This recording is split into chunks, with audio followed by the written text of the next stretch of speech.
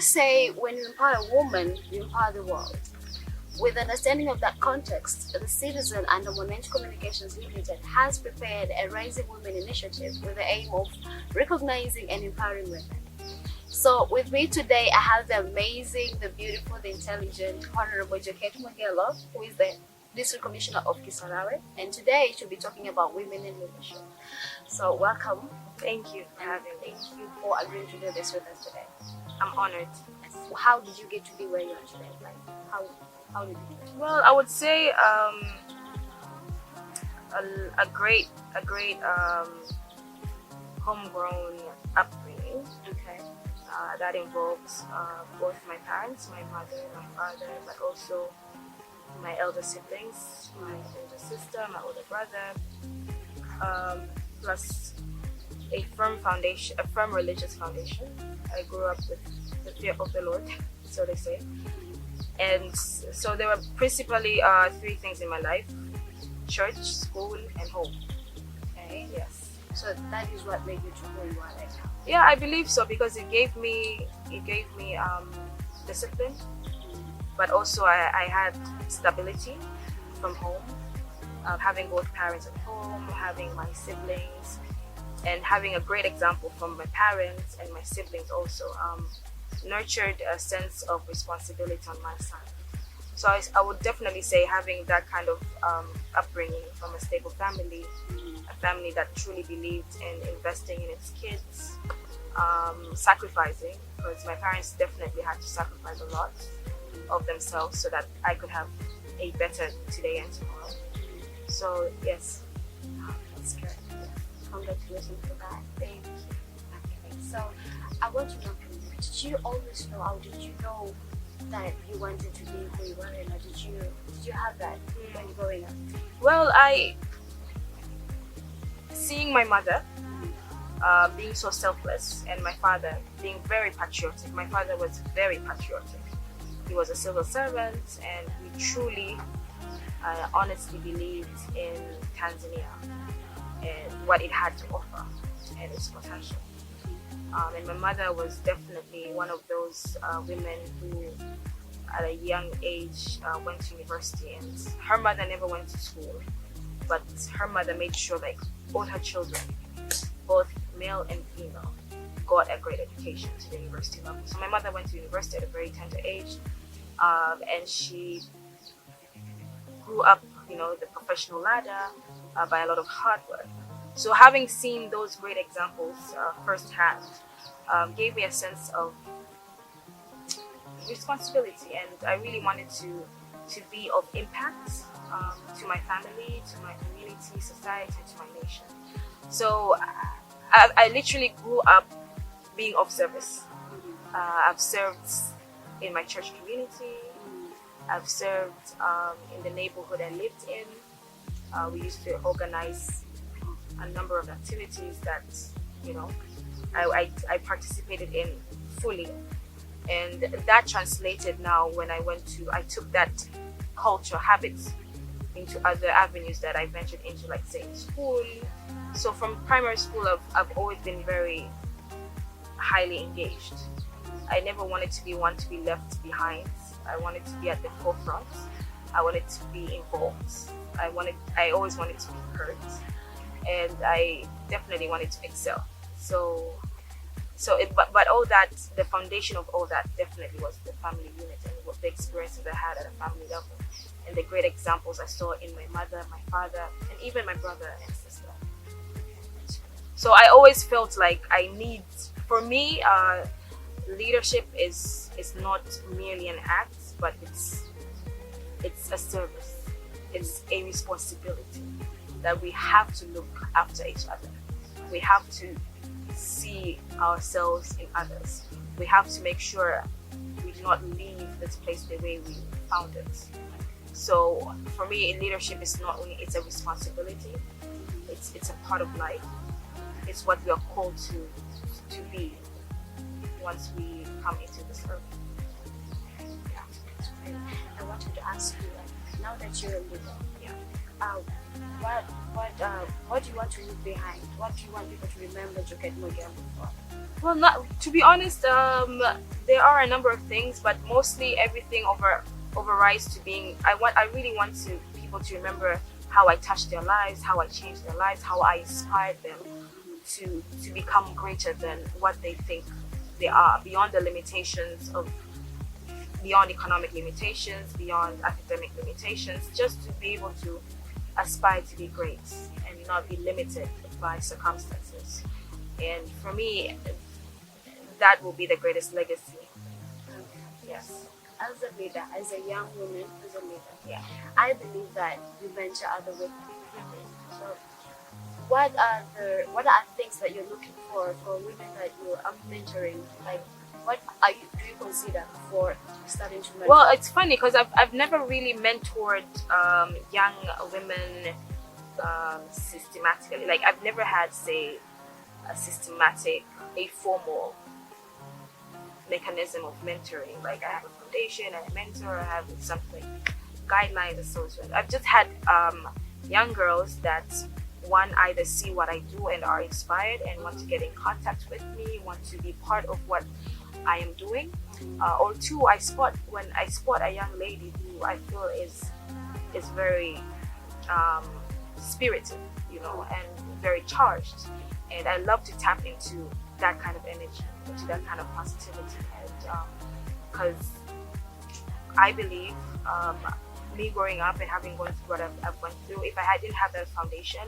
because I didn't really get a lot of support later on because of the choices I made in life that were not really popular, so to say, and so I know what it means to be able to get support and to be able to get someone who believes in what you have to offer and the choices that you want to make for yourself, for your life, and your community. So they're those kinds that I see, and I be like, I feel like you are so much greater than what you're currently doing, and there are those that come into my space and who are just inspired by what I do, and along the way we connect, and I believe that's why I said my mentorship is, I don't know if I should call it mentorship, because my mentorship is going back and forth, it's very formal, and to see the progress and to be able to measure progress and how the person has grown from the day we actually met.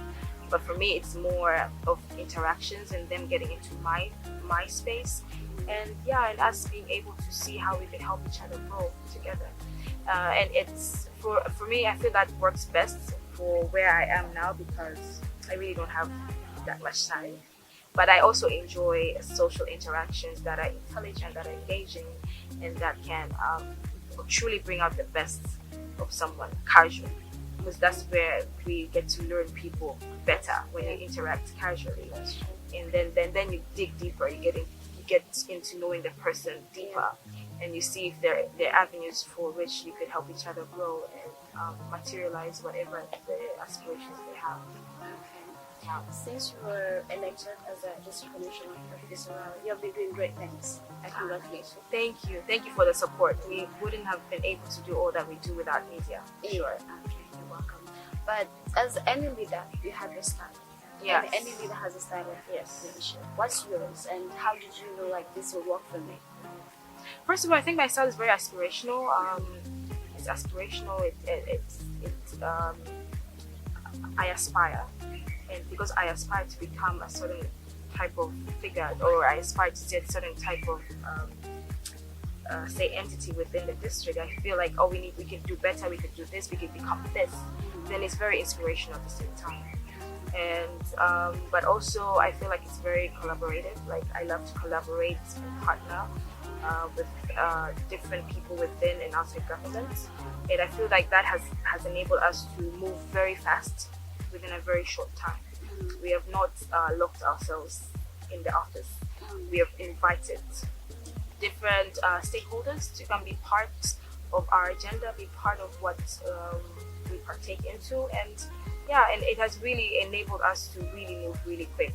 I will take a small example from the school we built. No one thought we'd be able to build a school from scratch with no funds, like 0 funds, but we managed to do that because we opened our doors, we opened our arms, and we were very clear with our mission and our vision, and people bought into it. There was a lot of buy-in from different stakeholders, from government and from the private sector, but also from individuals. And what I feel like I've been very fortunate is to be able to inspire a lot of young people from across the country, even outside the country, to buy into our idea and even spend, if it's 10,000, 50,000 to this purpose. So for me, I feel like my leadership style is it's there to inspire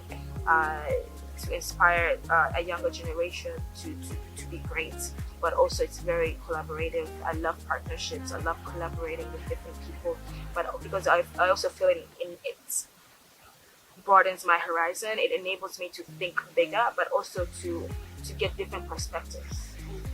Yeah, and it enriches whatever thoughts and ideas that we have. It makes it better. Okay, that's good. I know as any leader or anyone who's in top positions, you go through a lot of things. Can you tell us what has been the most vulnerable moment in your career? Within this position? Yes. Well, there are a number of vulnerable moments where you feel fragile. We're human beings at the end of the day, and it's okay to have those moments of vulnerability where you feel exposed, or you feel insufficient, or you feel maybe you're not enough. So definitely I've had those moments, but I've always leaned towards God, and God has enabled me to weather through the storms, the various storms that I've gone through. Has it reached a point in your life you're like, God, why did I have to quit? No. What I've come to realize is those that have been given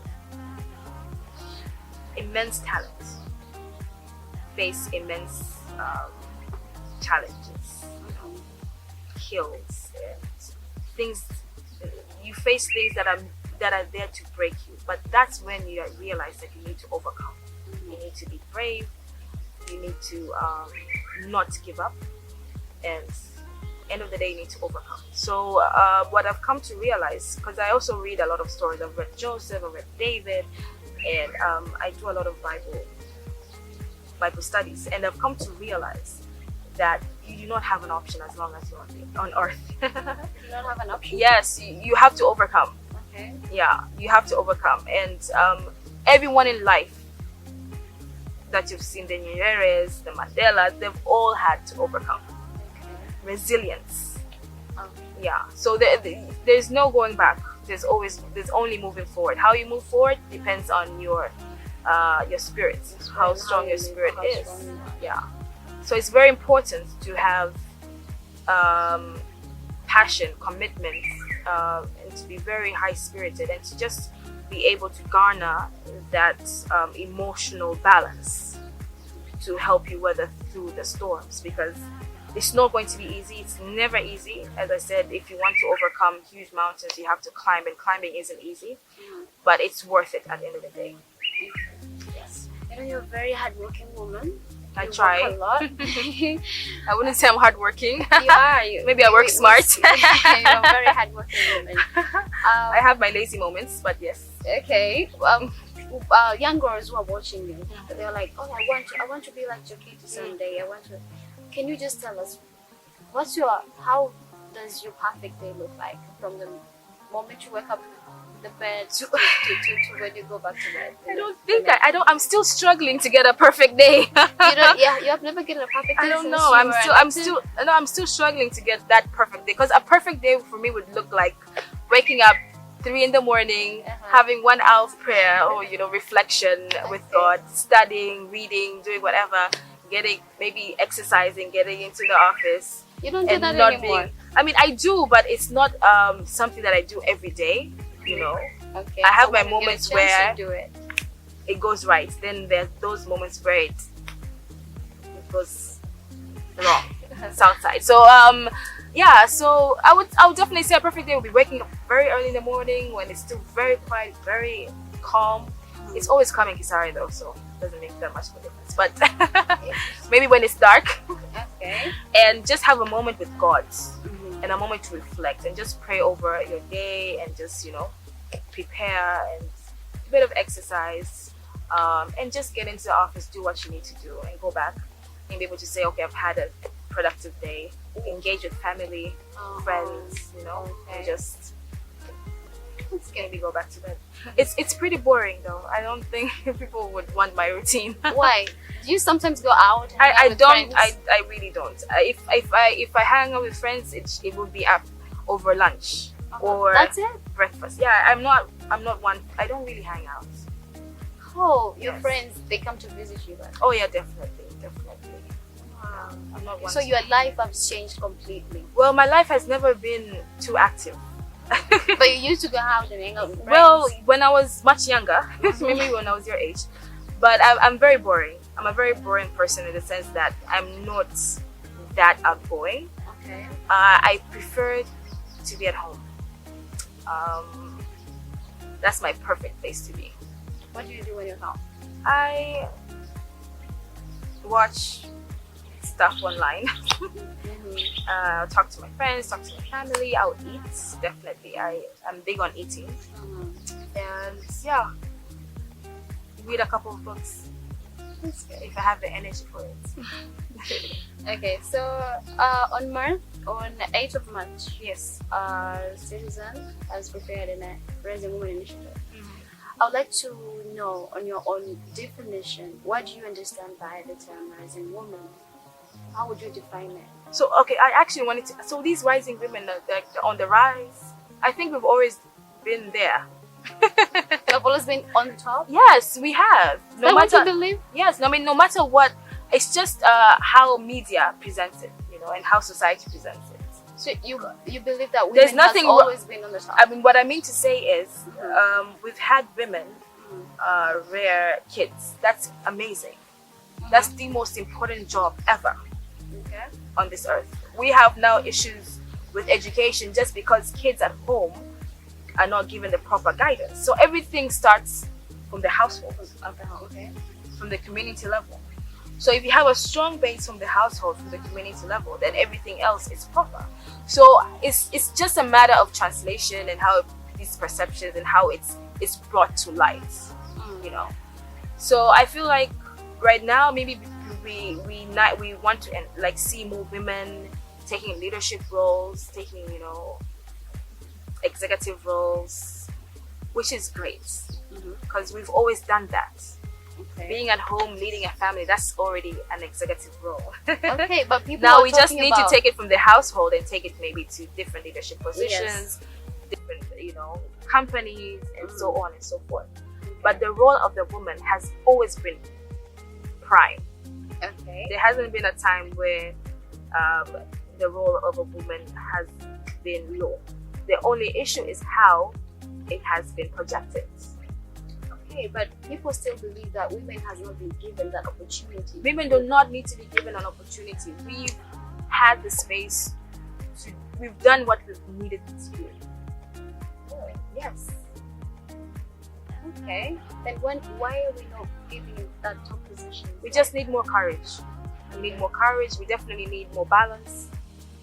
Because the world is changing. Definitely, the world is changing, and we love to see more women take up roles in different positions, be it in politics, be it in business, and etc.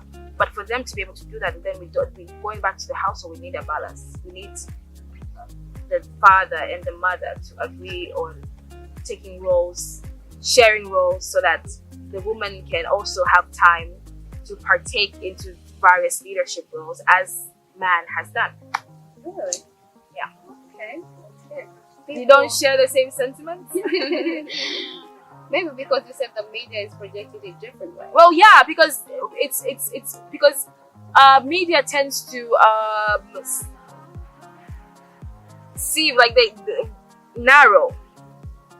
You tend to narrow. You tend to pick, choose, and But say if you this see is the right, number this is wrong. of men and women who are in the top position. What I mean to say is, there hasn't been a time where a woman's role has been insufficient. Okay? But we have to acknowledge that we do definitely need for women now to be able to have the freedom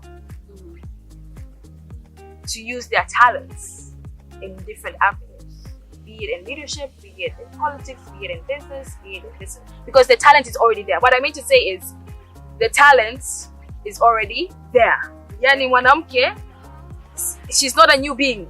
Okay. She's always been great.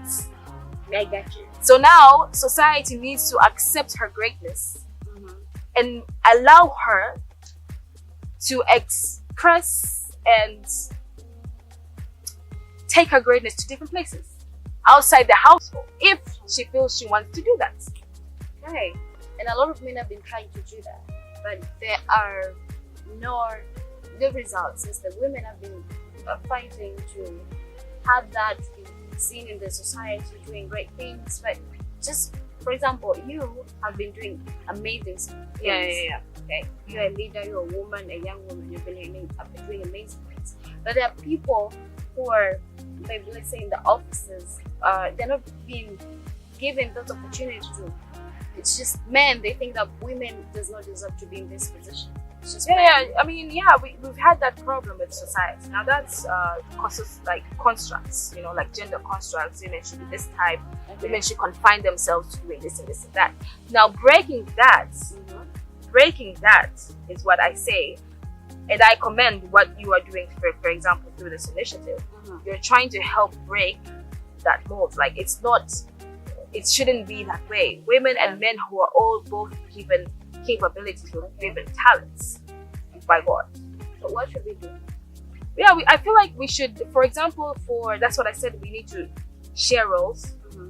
For example, I've been reading books, and most women, once they reach university and they have a degree or several degrees and they want to go to the job market, but they face like, they become overwhelmed. Like they have to work, they have to go back home, take care of family. So that's why I'm saying we need to share responsibilities to ease the burden. Yeah, that's why I'm like, everything emanates from the household. Okay. And how we view the role of women, how we view the role of men in their social interactions. So there really needs to be a sharing of this load, the burden, so that to ease in the burden and allow women to be able to get into the space of leadership, get into the space and really show their talents. Yeah. So, but talents are there. Talents are always there. Have always been there. Women have always been. Definitely. Women have always been talented. The only matter was now they talk about breaking the glass ceiling. There's been a lot of, walls to overcome to reach there. We definitely are. What we do right now is like we need more awareness. Like there's so much awareness of women now. Men also need the same amount of awareness to know how to see how their role comes into the entire picture. What they need to do to help women now fully take upon their careers. Looking back, do you have any advice that you give to yourself? I would say be patient. Yeah, because I always felt pressured. Like I always felt I was not doing enough. I always felt I don't know. I think I had really big dreams, so I always felt I was not doing enough. So definitely be patient. Learn more. Allow yourself to learn. Allow yourself to make mistakes, and it's okay to make mistakes. But it's okay to learn.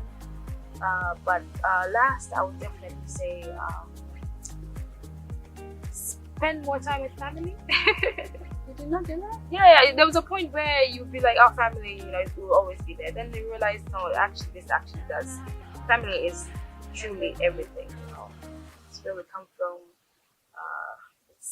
It's where our heart is, and it's the foundation of where we are today. So I'll definitely spend more time with family. I would have definitely asked more questions and learned a lot more about my family. And yeah, I wish I had that. Do you have some regrets? I wouldn't say regrets per se. It's just things I wish I had done. I don't think human beings can do everything we wish we could do. We want to do. Yeah. So Yeah. So there are young girls who are looking up to you. You have inspired a lot of women, including me. For those who are looking up to you, do you have any advices to give it to them? Like they want to be like Jokate someday. Do you have any advices? Well, I would definitely. I wouldn't say okay to be like me. They need to be their best versions of themselves. You know, from us, you just draw inspiration. You know, no one can replace me. I can't replace you. But I can be inspired by what you do, and the inspiration I draw from what your lifestyle, your achievements, can also inspire me to say, okay, what talents do I have? Okay, so these talents actually can I can make something out of these talents, and I think that's the most important thing to tell a lot of young girls, because there's a lot of peer pressure for girls to want to be a certain type of way, to want to be like someone else, so they lose authenticity. Which, when you lose authenticity, you lose yourself, and you try so hard to be like someone else, then you don't achieve anything. So I would definitely say, be the best version of yourself. However, you can definitely draw inspiration from women who've made major strides in their lives, in entertainment, in sports, in politics, in business, and see how that applies to your journey. Everyone has their own journey. So tap into that uniqueness and bring it to life. Yeah. I know you've been working with other people before getting to this position, other women. The other people who say women bring each other down, as women ourselves, and we say that like we're not getting the opportunity to get to where we want to be. Do you believe in that? Women bring each other down? I don't know. I mean, human nature is weird. You know, we have tendencies where we not truly appreciate, or we have our own insecurities and want to project our own insecurities onto other people. So there are those dynamics. However, for me, for where I am today, I've got a lot of support from my friends who are females, women who have been in politics, active politics.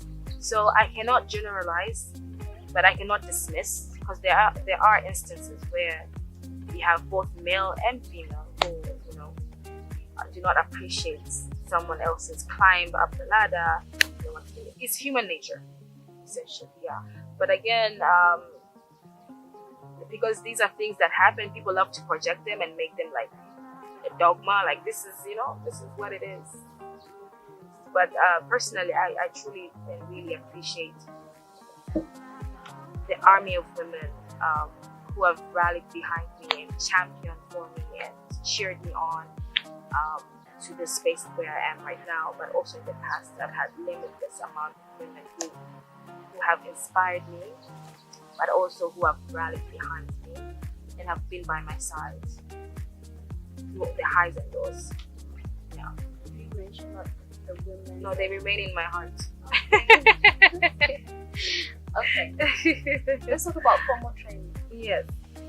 Do you believe that women that wish to be leaders, should they get training before becoming leaders? Of course. I mean, education, knowledge is essential, very essential.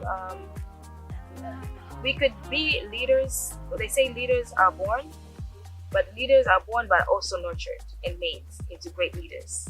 You know, there are things that you have to experience and go through that makes you a stronger leader. So I definitely feel like we definitely need to go into trainings, to learn more, you know, to equip ourselves more, to become better at what we do.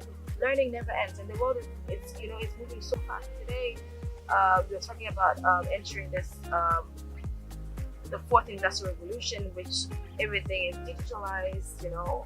So you do not want to be that leader that is stuck in the first industrial revolution, and you don't know what's going on right now. So how do you lead this new generation? How do you show the way?